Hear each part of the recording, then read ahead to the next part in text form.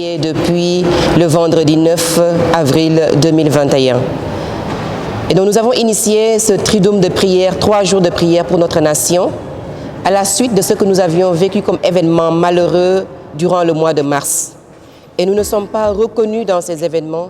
parce que nous avons toujours vanté la teranga sénégalaise, la paix dans notre nation. Mais quelque chose est arrivé que nous n'avons pas maîtrisé. Et c'est pour cela que nous avons jugé nécessaire de nous lever dans la prière. Parce que nous savons que c'est la prière qui peut solutionner toutes ces situations que nous avons traversées. Et des fidèles, des communautés, des groupes de prière se sont levés comme un seul homme pour prier ensemble, élever nos mains vers Dieu, comme le demande l'apôtre Paul à son disciple Timothée. Priez pour vos nations, priez pour vos gouvernements, vos gouvernants, parce que de leur paix dépend de notre paix. Et nous nous sommes mis ensemble, nous avons prié pendant ces 3 jours où nous nous sommes humiliés,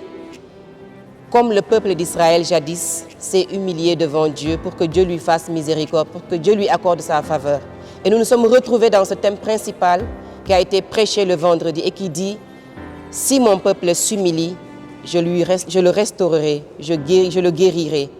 Et nous avons invoqué la miséricorde de Dieu. Nous nous sommes repentis au nom de tous les Sénégalais parce que nous savons que c'est en nous repentant que Dieu peut nous accorder sa faveur et sa miséricorde. Ñun suñu ñaan ak suñu mbëbët mooy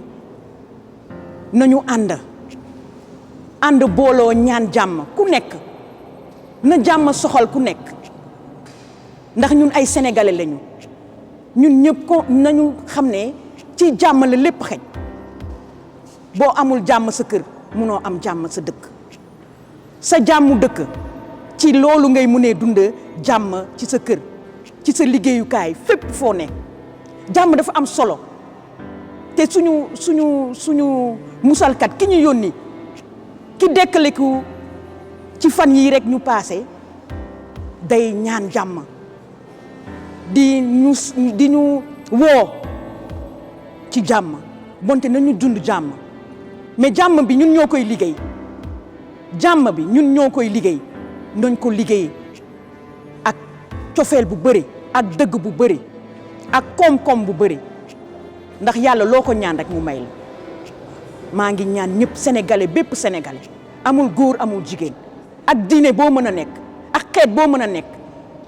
ñu booloo te di ñaan jàmm ci dëkk bi. Bostardi Banyambasum ci Sénégal Bostardi Binch Bostardi Batch Bostardi Bopoch Bompochi on bisi nga meki ci Sénégal ci nga wor nga cëpung Banyambasum Bakeci balong ba nord fani balong banka kaw lemp nga xaas ngancho ki nga pën ci yi man ki ba jamba ji ci français carême bal nga ban na yi man ki nga do festu wi pak mais nga xaas ngancho na siba ci kaas cien bañaan ki nga do nur nga wajanc po pidir na siba ci pa wulun ci Sénégal nga xaas ngi menki ul Jésus-Christ awon ci nga xaas ngi bañaan nga jun ci vendredi di Saint-Paul di Grand-Yoff aya Jésus de Prague da won ti wawen peul nca ci dimanche nga ba 3 jours de prière. xam nañ ne ci ay fan yu néew suñu mbokku musulman yi ci Sénégal ak ci àdduna wëndal képp dinañ ñëw dugg ci seen jamono koor ñu leen di ñaanal yàlla nangu seen ay ñaan ci weer bu sell boobu pour ñoom na yàlla nangu seen woor na yàlla nangu seen ay julli lépp na yàlla nangu saraxe yi ñu nar a saraxe bépp coofeel gu ñu wone na leen ko yàlla nangul te yool yooyu yëpp ñuy jot wàcc tam ci Sénégal yëpp que nos frères musulmans qui vont bientôt rentrer dans le mois de le Ramadan, qui vont au cours de ce mois vivre des actes de pénitence, des actes de prière, des actes de jeûne et des actes de charité se voient accorder de nombreuses grâces par le Seigneur et que ces grâces-là coulent sur tout le pays en bénédiction et que cette première bénédiction soit la paix. Je voudrais finir en adressant à tous les Sénégalais, de quelque religion qu'ils soient, de quelque ethnie qu'ils soient, leur adresser cette prière, cette parole que Dieu a donnée à Isaïe, qui monte de mon cœur. Cette parole dit: sur tes remparts, Jérusalem, j'ai posté des veilleurs. De jour comme de nuit, jamais ils ne doivent se dérober, jusqu'à ce que ton salut éclate comme un feu et que ta paix ruisselle comme un fleuve. Dafa am kàddu yàlla gu yàlla wàccee woon jaare ko ci yonent yàlla Isaïe kàddu boobu baat boobu laa bëgg a àggali sama mbokku Sénégal yi yëpp,